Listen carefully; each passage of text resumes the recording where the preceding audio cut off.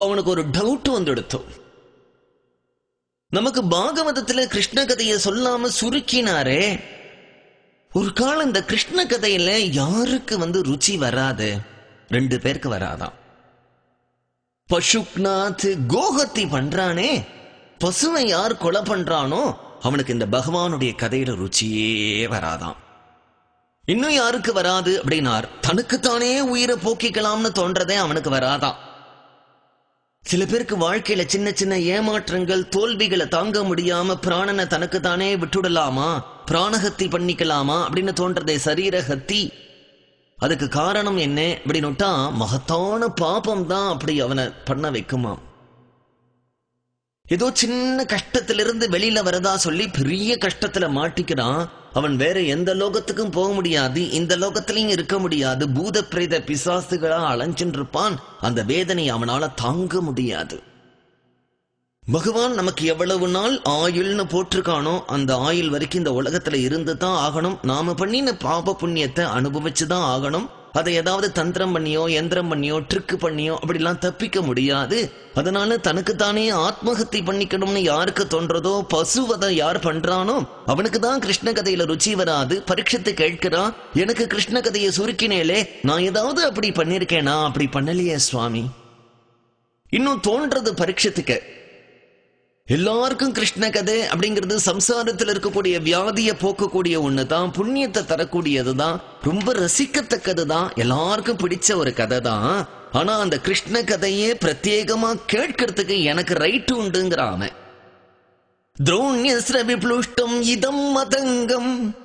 மதங்கம்னா சரீரம். இந்த சரீரத்தை தொட்டு தொட்டு காண்பிக்கிறான். இதம் மதங்கம் சந்தான பீஜம் குரு பாண்டவானாம் ஜுகோப குக்ஷிம் கதாத்த சக்ரோ மாதுட்சமேய சரணம் கதாயா. திரௌண்யஸ்ர விப்ளுஷ்டம் இதம் மதங்கம். பரீட்சித்து அவ அம்மா உத்தரையினுடைய வயிற்றுல அப்படி கர்ப்பத்துல இருந்தான். அவ அப்பா அபிமன்யு இல்ல. எல்லாரும் யுத்தத்துல வதம் பண்ணிட்டான். ஜெயத்ரதன் வதம் பண்ணிட்டான். உத்தரையினுடைய கர்ப்பத்துல பரீட்சித்து இருக்கான். பரீட்சித்து தான் இப்பொழுது பாண்டவ வம்சத்துக்கு இருக்கக்கூடிய ஒரே ஒரு குலக்கொழுந்து. அஸ்வத்தாமா பார்க்கிறான், இந்த கர்ப்பத்தில் இருக்கக்கூடிய பரீட்சித்தை அழிச்சுட்டேனால் பாண்டவ வம்சமே பூண்டோட அழிஞ்சு போயிடும். அப்படிங்கிறதுனால அஸ்திரத்திலேயே பயங்கரமான ஒரு அஸ்திரம், பிரம்மாஸ்திரம்.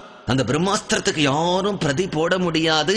அப்பேற்பட்ட ஒரு அஸ்திரத்தை எடுத்து இந்த கர்ப்பத்தில் இருக்கக்கூடிய குழந்தையை அழிக்கிறதுக்காக போடுறான். பெரிய ஒரு வீரன் மேல போட்டா பரவாயில்ல, இன்னும் பிறக்காத ஒரு குழந்தை, கர்ப்பத்தில் இருக்கக்கூடிய ஒரு குழந்தை, அந்த கர்ப்பத்தில் இருக்கக்கூடிய ஒரு குழந்தையை அழிக்கிறதுக்கு அஸ்திரத்திலேயே பயங்கரமான அஸ்திரம். எப்படி இருக்கும்? அந்த அஸ்திரத்தை பிரயோகம் பண்ணிட்டா அந்த அஸ்திரம் நெருப்ப கக்கிண்டு பயங்கரமா வருது. அப்ப என்ன பண்றான்னா, அப்பதான் துவாரகைக்கு கிளம்பி போறான் பகவான் ரதத்திலே. எதிர்த்தாப்புல ஓடி வரா உத்தர. பகவான சரணாகதி பண்றா. பாகி பாகி மகா யோகின் தேவதேவ ஜெகத்பதே நாண்யத்வதபயம் பஷ்யே எத்ர மிருத்யுஹு பரஸ்பரம். உத்தர அழறா பகவான்ட்ட, பாகி பாகி மகா யோகின் தேவதேவ ஜெகத்பதே நாண்யத்வதபயம் பஷ்யே யத்ர மிருத்யுஹு பரஸ்பரம் அபித்ரவதி மாமீஷா. அழறா, என காப்பாத்து யோகீஸ்வரான்னு கூப்பரா. பகவான் பார்த்தான், பிரம்மாஸ்திரத்துக்கு பிரதி விடக்கூடாது அப்படிங்கிறது யுத்த தர்மம். அந்த தர்மத்தையும் மீறி தன்னுடைய சுதர்சன சக்கரத்தை அனுப்பி அவளுடைய கர்ப்பத்துல பரீட்சித்து இருக்கானே, அந்த குழந்தைய அந்த சுதர்சன சக்கரம் அப்படியே சக்கரத்தாழ்வார் பகவான் இருக்கார் இல்லையா, அந்த குழந்தைய காப்பாத்துறார். பிரம்மாஸ்திரம் ஒன்னும் இல்லாம போயிடுத்து. கர்ப்பஸ்ரீமான் அப்படின்னுட்டான். ராமாவதாரத்துல லக்ஷ்மணனும் கிருஷ்ணாவதாரத்துல பலராமனும் கர்ப்பஸ்ரீமான். ஏன்னா இவர்கள் எல்லாம் ஆதிசேஷனுடைய அம்சமாவே பிறக்கக்கூடியவர்கள். பிரகலாதன் கர்ப்பஸ்ரீமான். ஏன்னா குழந்தையா கர்ப்பத்தில் இருக்கும் பொழுதே நாரதராலே அவனுக்கு நாராயணான்னு சொல்லக்கூடிய அஷ்டாட்சர மந்திர உபதேசமாச்சு. சுகபிரம்மம் கர்ப்பஸ்ரீமான். ஆன்மீகத்திலேயே தெய்வீகத்திலேயே ஒரு மனுஷன் அடையக்கூடிய உயர்ந்த நிலையான ஜீவன் முக்தி ஸ்திதியே அவர் கர்ப்பத்திலேயே அடைஞ்சு பிறந்தார், பிரம்மஜானியா பிறந்தார். அவர் ஒரு கர்ப்பஸ்ரீமான்.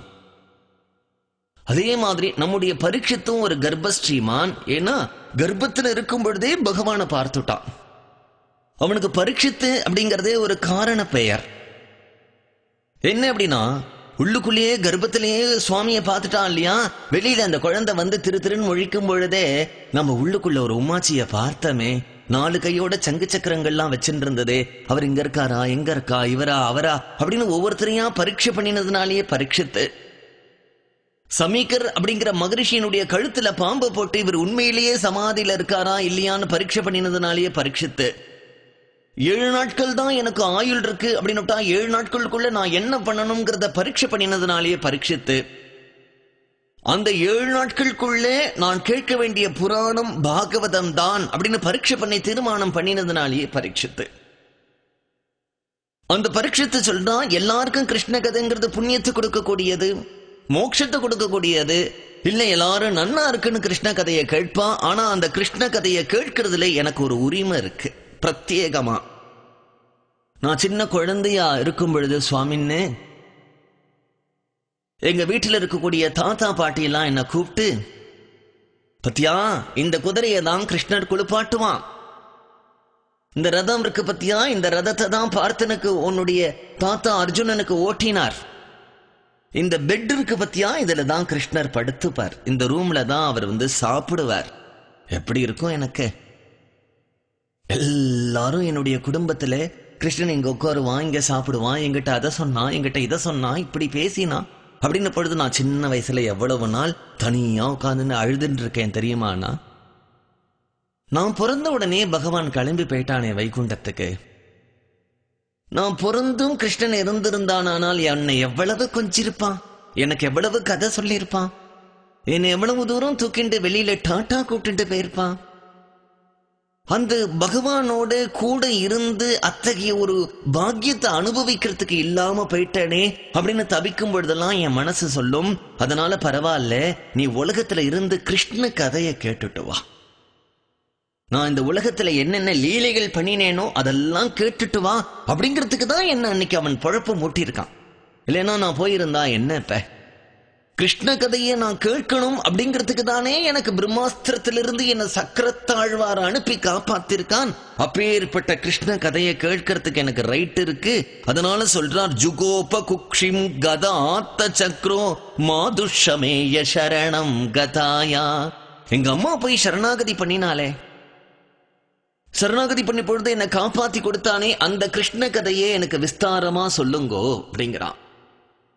பரீட்சத்துக்கு பல சந்தேகங்கள் வருது. ஒரு கால் நம்ம ஏதாவது பாப்பம் பண்ணிட்டோமோ அதனால கிருஷ்ண கதையை சுருக்கிட்டாரோ அப்படின்னு கேட்ட அவன் அடுத்ததா கேட்கிறான், ஒரு கால் நீங்க பிரம்மஜானி, உங்களுக்கு சரீர அபிமானம் அப்படிங்கறது கிஞ்சித்தும் கிடையாது, நான் அப்படி கிடையாது, நான் ராஜா சொகுசா வாழ்ந்திருக்கேன். அதனால நம்ம என்னடா இவனை பத்தி புரிஞ்சுக்காம ஒரு ராஜாவை உட்காத்தி வச்சுட்டு ராத்திரி பகலா கதை சொல்லிட்டு இருந்தா அவன் சாப்பிட வேண்டாமா, தூங்க வேண்டாமா, அவனுக்கு தாகம் எடுக்காதா அப்படிங்கறதுனால நீங்க கதையை குறைச்சுட்டேலா? அந்த சந்தேகம் வேண்டாம் சுவாமி உங்களுக்கு, அந்த சந்தேகம் வேண்டாம் சுவாமி உங்களுக்கு, அந்த கவலை வேண்டாம். எங்கேயாவது அமிர்தம் சாப்பிட்டவனுக்கு பசிக்குமா, அமிர்தம் சாப்பிட்டவனுக்கு தூக்கம் எடுக்குமா, அமிர்தம் சாப்பிட்டவனுக்கு தூக்கம் வருமா, தாகம் எடுக்குமா? பரீட்சித்தே, உனக்கு எங்க அமிர்தம் கொடுத்திருக்கேன் நீங்க கேட்கிறேளா? கொடுத்திருக்கேளே. நை, அவனுக்கு ஒரு டவுட் வந்து எடுத்தோம்.